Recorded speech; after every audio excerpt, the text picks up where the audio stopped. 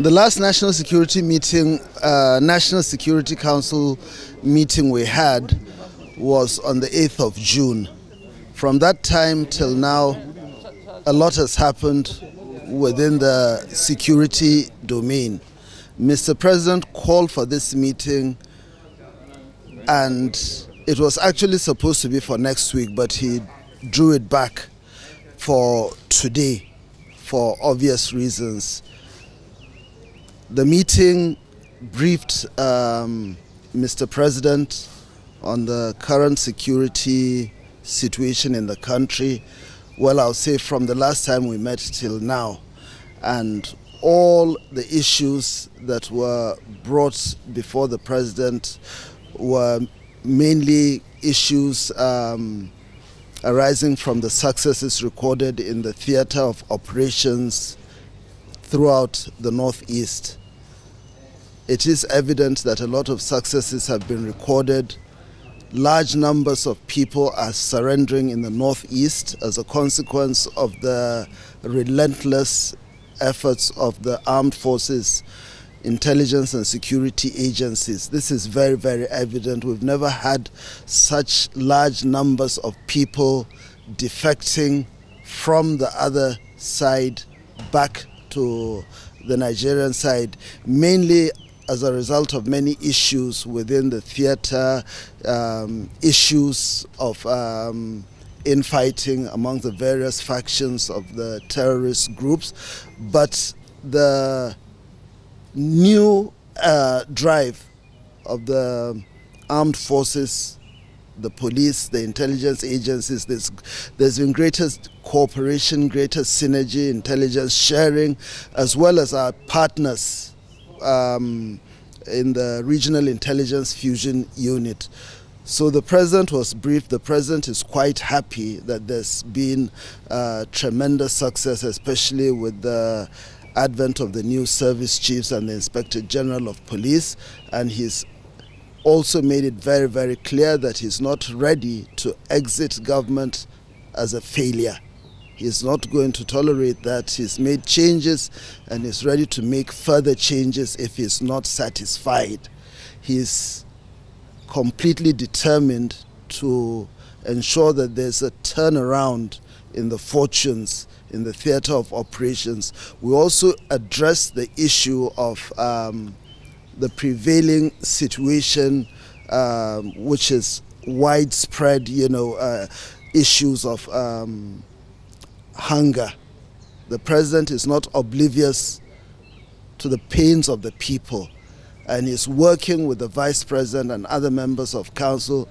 Is going to employ the relevant ministries, departments and agencies of government to address this issue. As far as it's concerned, it's also an emergency situation. The people should not be left to wallow in hunger and in despair. This is something that he's also going to look into, and he's going to use all the necessary, all the relevant tools at his disposal to address the issue of widespread hunger, and then also the issue of insecurity in the Northwest, which is still, even though for those of us who are within the security system, we have seen a significant drop in the number of incidents of kidnapping and banditry. Nevertheless, a lot has to be done, because like I've always said in the past, as far as the people are concerned, there shouldn't be any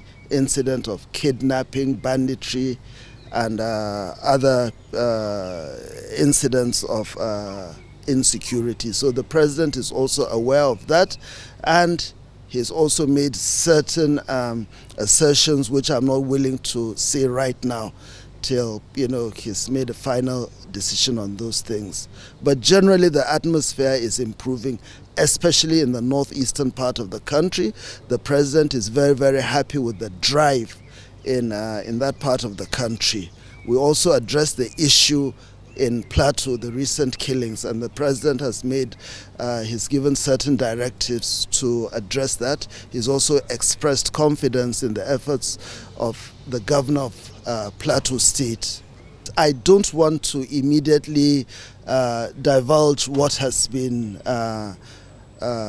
decided on those plans till the president makes takes a firm decision on the plans. But definitely that is one of the things that he intends to address, the number of people coming. And it's not just in Nigeria, even in northern Cameroon, you have equally large numbers of people, surrendering to the bona fide agencies of government. But that is all as a consequence of the regional cooperation between the various countries and the agencies of those countries. What I expect is for the Nigerian people also to forge a sense of oneness, unity. Let's put aside whatever suspicions, apprehensions, or agitations that exist, because in the context of the 21st century, you can't deal with these emerging crises in a cut and dried manner. We have to use everything at our disposal, all the elements of national power, including the population. The wider community needs to work with the security agencies to deal with these problems. Responses can't be fast. We can't act on stale intelligence. And that is why, as things are happening right from the grassroots level, going all the way up, the local government, the state governments, and then of course the federal government has its own part to play. People should not cover for those who they have identified as unscrupulous, undesirable people. It is very, very important that we share, because in today's context, the highest value intelligence doesn't necessarily need to come from the agencies of government. It could come from any other tangential organization, institution, or group.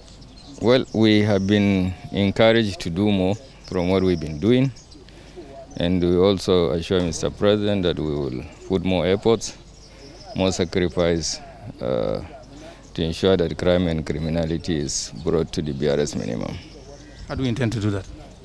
Well, with strategies, changing strategies, improving on our assets, intelligence asset, and other assets to make sure that we are above and ahead of crime and criminality. Thank you.